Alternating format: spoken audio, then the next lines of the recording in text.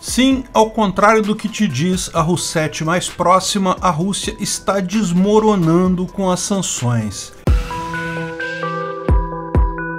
Esse é o Visão Libertária, sua fonte de informações descentralizadas e distribuídas. Putin e o governo russo têm instigado sua rede de desinformação e alguns líderes de países aliados a reforçar a ideia de que as sanções não funcionaram, não deu certo, vamos acabar com as sanções. Segundo as relações públicas russas, a Rússia está indo muito bem e, ao contrário, é a Europa e o resto do mundo que estão sofrendo com as sanções. Então, a revista Foreign Policy Magazine fez um artigo com 9 mitos propagandeados pelos russos acerca das sanções e por que eles são falsos. E eu tomei a liberdade de adicionar mais um do ponto de vista libertário. Assim, talvez fique claro para as pessoas que a Rússia não apenas está sofrendo com as sanções, mas mais do que isso, a economia dela está sendo destruída completamente. A Europa, os Estados Unidos, o resto do mundo podem até sofrer com as sanções, faz parte do processo, mas a Rússia está sendo destruída. Vamos dar uma olhada nesses mitos. Mito número 1. A Rússia pode vender seu gás para a Ásia, ao invés da Europa. Não, gás natural é vendido tipicamente na forma de gasodutos, que são extremamente caros para serem construídos. Existe a possibilidade de venda de gás natural liquefeito, mas a Rússia não tem unidades suficientes de refrigeração para isso. Existem alguns gasodutos ligando a Rússia até a China, mas são de pequena capacidade, e existem também gasodutos planejados ou sendo construídos de maior capacidade, mas vão levar ainda alguns anos para ficarem prontos. A Rússia, se não vender seu gás para a Europa, para onde tem vários gasodutos, não tem para quem vender. Mito 2. A Rússia pode vender o seu petróleo para a Ásia, ao invés da Europa. O petróleo, ao contrário do gás natural, pode facilmente ser vendido por navios petroleiros, mas ainda precisa desses navios. Então a Rússia pode sim vender para a China, Índia, até o Brasil, que anda pensando em comprar diesel de lá. O problema para a Rússia são as distâncias. Vender para a Europa é muito mais perto, é muito mais lucrativo.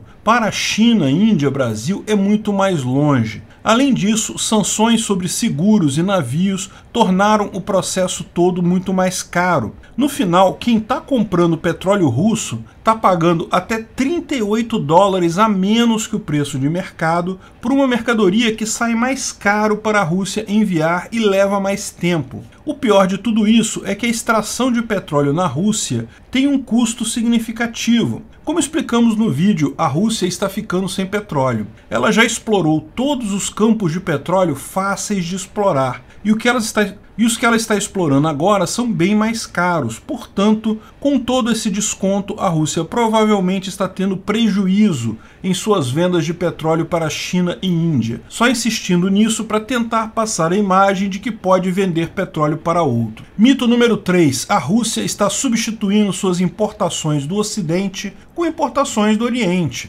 As importações russas foram muito mais visadas nessas sanções do que as exportações. Principalmente o setor tecnológico está privado de diversos componentes cruciais. Alguns certamente podem ser substituídos por componentes do Oriente, da China, mas existe um grande número que simplesmente não tem substituição possível. Pior, as sanções indiretas, empresas que prometem sancionar empresas que vendam produtos para a Rússia, fez com que até as empresas chinesas evitassem vender para a Rússia. O fato é que as exportações chinesas para a Rússia caíram 50% desde o início da guerra. E lógico, a Rússia pode tentar contrabando, e tem feito isso, mas é um negócio arriscado, caro e incerto. Recentemente, uma carga de chips para drones americana que supostamente iria para o Catar foi embargada na alfândega italiana porque descobriu-se que iria para a Rússia. Pode até tentar, mas não é tão certo assim.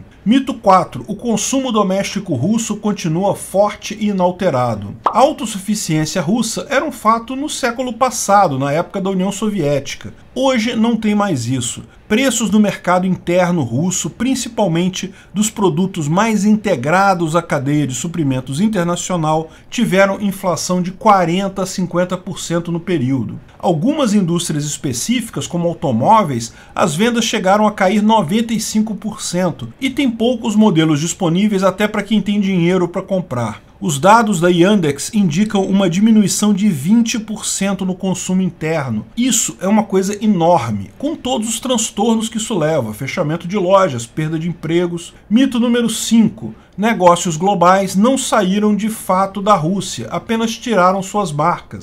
O McDonald's não saiu de fato da Rússia. A maior parte dos gerentes continua lá, bem como os empregados. Até as lojas e o cardápio é o mesmo, só mudou o nome. Essa é a impressão que a Rússia quer passar no caso do McDonald's, mas também no caso de várias outras empresas estrangeiras que saíram do país. O problema é que isso não é verdade. Muitos gerentes e empregados de fato ficaram na Rússia e as lojas também, mas a maior parte dos gestores, os compradores, os responsáveis pela logística e suprimentos, até porque esse é um pessoal capacitado e de interesse do McDonald's. Os contratos de fornecimento de materiais muito específicos, com fornecedores extremamente selecionados, sem isso a qualidade caiu notavelmente. Faltam produtos com frequência. O caso do McDonald's em si não é algo que faça diferença, mas todas as demais empresas estrangeiras que saíram também levaram o topo da empresa, todos os cérebros. O que ficou, mesmo que continue funcionando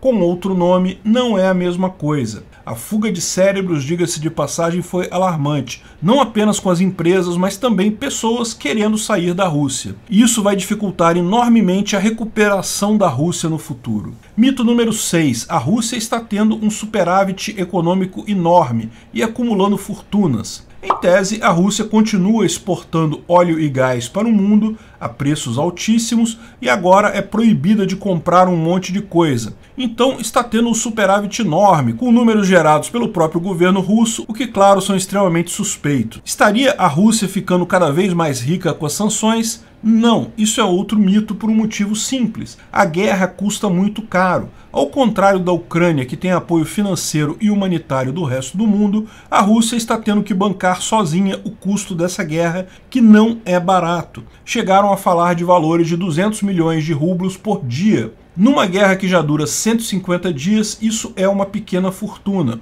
Além disso, Putin tem impulsionado vários projetos internos no país ao mesmo tempo, visando gerar empregos e dar alguma esperança ao povo. Tudo isso custa muito caro. Estima-se que o déficit russo esse ano fique em 2% do PIB, mesmo com os preços altíssimos do petróleo. E o petróleo não vai ficar muito tempo nesse preço alto. Mito número 7. A Rússia tem bilhões de dólares de reservas, então não vai fazer falta o dinheiro. A Rússia tinha cerca de 600 bilhões de dólares em reservas, é verdade. A questão é que metade disso, 300 bilhões, já foram congelados como parte das sanções e estão sendo considerados para a reparação de guerra, ou seja, vão acabar sendo entregues para a Ucrânia para pagar pelo prejuízo causado pela Rússia. Ao menos paga parcialmente esse prejuízo. Os outros 300 bilhões a Rússia ainda controla, mas estão erodindo rapidamente. Como falamos no item anterior, guerra custa caro. A Rússia tem ocultado números, mas, segundo relatórios internos do Banco Central Russo que a revista teve acesso, as reservas já caíram 75 bilhões de dólares nesses 150 primeiros dias da guerra. As reservas russas vão acabar rapidamente. Mito número 8. O rublo é a moeda que mais se valorizou neste ano. Fizemos um vídeo só sobre esse tema. Se as sanções estão funcionando, por que o rublo recuperou o valor? E a explicação da revista é a mesma. O rublo deixou de existir como moeda livremente transacionada. As regras impostas pelo Kremlin impedem as pessoas de vender rublo e obrigam empresas exportadoras russas a comprar rublo. De onde elas vão comprar o rublo se ninguém pode vender? Só tem uma opção, no Banco Central Russo. Então o Banco Central Russo acaba definindo o valor do rublo no valor que ele quiser. Só que isso não quer dizer nada, porque no final das contas o volume de transações é irrisório. Só empresas russas, obrigadas pela lei russa, compram rublos. Não há mais mercado. O valor do rublo não significa nada. Mito número 9. A maior parte das sanções já foi implementada, algumas foram até retiradas, então o pior já passou. Isso é um erro. Ainda tem muita coisa que não foi sancionada, e os países do Ocidente podem apertar essas sanções indefinidamente, o que está correto. O objetivo da sanção é acabar com a invasão russa da Ucrânia. Então o Ocidente tem que manter sempre a opção de que, olha, vai piorar, se continuar. Enquanto a Rússia não retirar todas as suas tropas de todo o território ucraniano, inclusive Crimeia e Donbás, e não iniciar reparações pelos prejuízos, vai haver ainda muita coisa ainda pior. Russetes chegaram pateticamente a dizer: olha, o Putin continua no poder, enquanto Boris Johnson e o Mário Draghi foram retirados, como se isso não mostrasse apenas o defeito do Estado russo e a característica dos governos democratas, a alternância no poder. Ao contrário de ditaduras autoritárias como a do Putin, que se perpetua no poder às custas do sofrimento do povo russo, ambos saíram por fatores totalmente alheios à guerra. Inglaterra e Itália irão eleger novos premieres que manterão a mesma política com relação à Ucrânia. E olha, se entrar a Liz Truss lá na Inglaterra vai ser ainda pior para os russos. Não há derrota nenhuma no sistema democrático. A derrota em ter alguém como Putin como presidente. O pior é que mesmo o fim da guerra não vai trazer de volta o que foi perdido pela Rússia. Mais do que as sanções, a confiança. Qual país europeu ou de qualquer lugar do mundo vai contar com energia russa para seu planejamento agora, sabendo que pode ser a qualquer momento arrastado como refém em uma guerra? Quantos anos vai levar para a Rússia reverter a fuga de cérebros ou atrair investimentos novamente? Mito número 10. Todo esse sacrifício vale a pena porque a Rússia luta contra o globalismo e a decadência do Ocidente. Olha, sim, o Ocidente tem muita coisa errada. Eu mesmo critico muita coisa nesse sentido.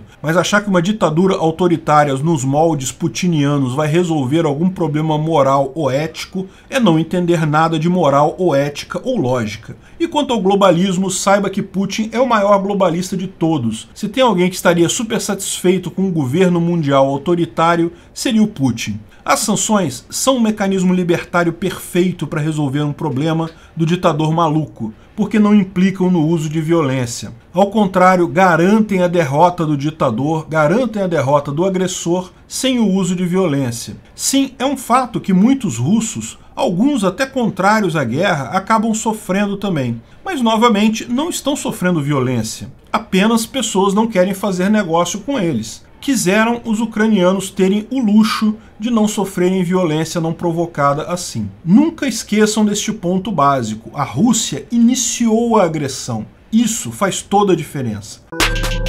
Obrigado pela audiência. Esse vídeo foi um oferecimento de armataweb.com. Cloud e serviços de data center. 100% de compromisso com a satisfação e privacidade dos clientes. Aceitamos Bitcoin. Veja o link na descrição do vídeo. Se você gostou desse vídeo, clique no like e compartilhe ele em suas redes sociais. Se inscreva no canal para nos ajudar, clicando no botão vermelho abaixo. Se quiser ser avisado de novos vídeos, clique no sininho ao lado. Se você quiser comprar camisas e outros itens do Visão Libertária, veja nossos itens no site Pimenta no Café, pimentanocafé.com.br/Visão Libertária, tudo junto sem acento, ou clique no link da descrição.